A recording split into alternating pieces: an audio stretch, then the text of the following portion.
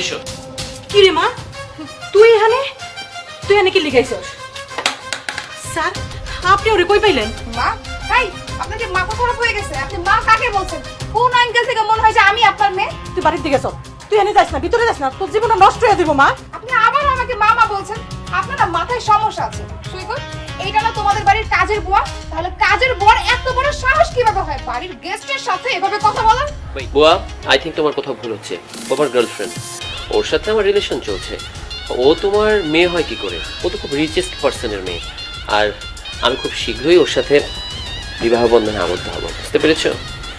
দেখ মা, তুই কিন্তু ভুল করতাছস, তোর জীবনটা নষ্ট হয়ে দিব মা। তুই আমার একটা কথা শুন মা, তুই আমার একটা কথা শুন। এই চুপ!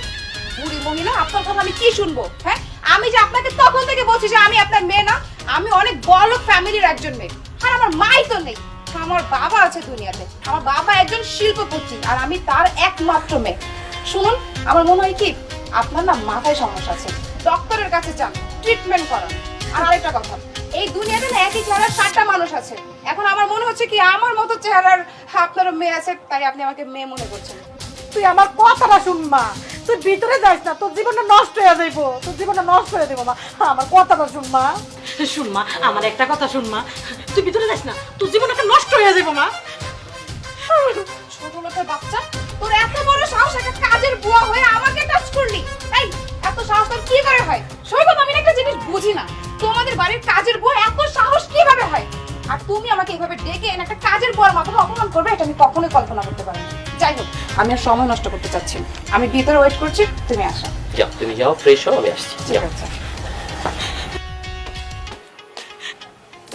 স্যার দেন, ও আমার নিজের মাইয়া, আমি আপনাকে বাড়িতে তো অনেক দিন ধরে কাম করি, আপনি কি করেন না না করেন আমি নিজের চোখে দেখি স্যার, কিন্তু আমি তো কিছু কইতে পারি না, আজকে কইতে পারি না দেখা আল্লাহ আমার বিচার করছে, আমার মাইয়ার আপনি নিয়ে আইছেন। স্যার, আপনার কাছে আমি ক্ষমা চাই, আমার মাইয়ার জীবনটা নষ্ট করেন না, আপনি তো আমার মাইয়ার বিয়ে করবেন না, তা আমার মাইয়ার জীবনটা নষ্ট করবেন কি লিখিয়া? আচ্ছা বুয়া, ও কি সত্যি তোমার মেয়ে? আমি বিশ্বাস করতে পারছি না। স্যার, আমি সত্যি কইতাছি, ও আমার মাইয়া, আমি 10 মাস ধরে অনেক গর্বে ধরছি। শুনেন স্যার, আজকে কয়দিন ধরে আমি দেখতাছি ও অনেক দামি দামি পোশাক আশাক পরতাছে, দামি মোবাইল নিয়ে ঘুরতাছে, কই কই জানি যায়। আমার কাছে একটা আইসক্রিম চাইছে, আমি দিতে পারি নাই, ও মনে হয় লিগে আমার লগে রাগ করছে। না বুয়া, সেজন্য তোমার প্রতি রাগ করেনি। আসলে তোমার মেয়ে একটা লোক।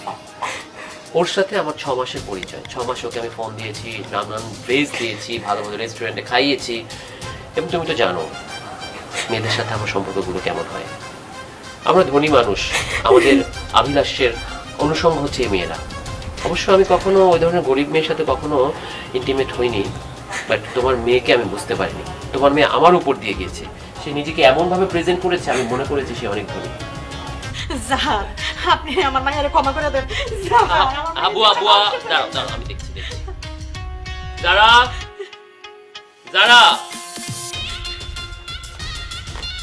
কি ব্যাপার সৈকত? আমি সেই কখন থেকে তোমার জন্য ভিতরে ওয়েট করছি, আর তুমি কাজের বুয়াটার সাথে তর্ক করছো। তুমি ওনাকে ঘাড় ধাক্কা দিয়ে বাড়ি থেকে বের করে দিলে না কেন? একদম ঠিক। অনেকক্ষণ যাবত তুমি অনেক কথা বলছো, তুমি সত্যি করে বলো তো, ইনি তোমার মা না? আরে আমি তো সত্যি কথাই বলছি, উনি আমার মা হতে যাবে। আজকে এই মহিলার কারণে, এই কাজের বুয়ার কারণে তোমার জীবনটা বেঁচে গেল, তোমার সম্মানটা বেঁচে গেল। আমার সম্মানটা বেঁচে গেল মানে? আমি কিছুই বুঝতে পারছি না। বুঝবে না, যা বোঝার এই কাজের বুয়া বুঝেছে, এবং সে এজন্যই তোমাকে আবার বাড়ির ভেতরে যেতে নিষেধ করেছে। কারণ সে দেখেছে এই বাড়িতে আমি কত শত মেয়েকে এনেছি আমার লালসা চরিতার্থের জন্য। আমরা রিচ পার্সন, ধনী মানুষ, আমাদের অসংখ্য গার্লফ্রেন্ড থাকে, এবং টাকার জোরে আমরা অসংখ্য গার্লফ্রেন্ড কিনে নেই। তোমাদের মতো লোভী মেয়েদের কিনে নেই এবং আমাদের বিছানা সঙ্গে করি। তোমার সাথে এই যে 6 মাস আমি ভালোবেসেছি না, এটা তোমাকে টোপ দেয়া ছিল, যাতে করে তোমাকে আমি বিছানা পর্যন্ত নিতে পারি। তুমি কি ভেবেছো আজকের পর তোমার সাথে আমার কোনো যোগাযোগ থাকতো না? 1 টাইম টাচ, 2 টাইমস ডাস্টবিন, মানে তোমার সাথে এরপর থেকে আমার কোনো যোগাযোগই থাকতো না, ওই বিছানা পর্যন্ত শেষ। ইনি সেটা বুঝে গিয়েছে, এবং নিজের মেয়ের সম্মান বাঁচানোর জন্য তিনি আমার পায়ে পর্যন্ত পড়েছে। আর তুমি এই মাকে থাপ্পড় মেরেছো। মা, উনি এসব কি বলছে? তুমি যা বলছো সব কি সত্যি? হ্যাঁ মা, স্যার যা কিছু কইছে সবই সত্যি, আমি স্যারের সম্বন্ধে সব জানতাম, এই জন্য তো আমি কইছি তুই ভিতরে যাইস না, তোর জীবনটা নষ্ট হয়ে যাইব। শোনো, কোনো মাই না চায় না তার সন্তানের জীবনটা নষ্ট হয়ে যায়। সব মা তার সন্তানকে মৃত্যু আগলে রাখতে চায়। তোমার মা সেটাই করেছিল। আর তোমাদের মতো লোভী মেয়েরা এই সকল বাবা মাদের অস্বীকার করে, এবং তার পরিণতি কি হয় জানো? তার পরিণতি হয় শেষ পর্যন্ত তারা রাস্তায় পড়ে যায়।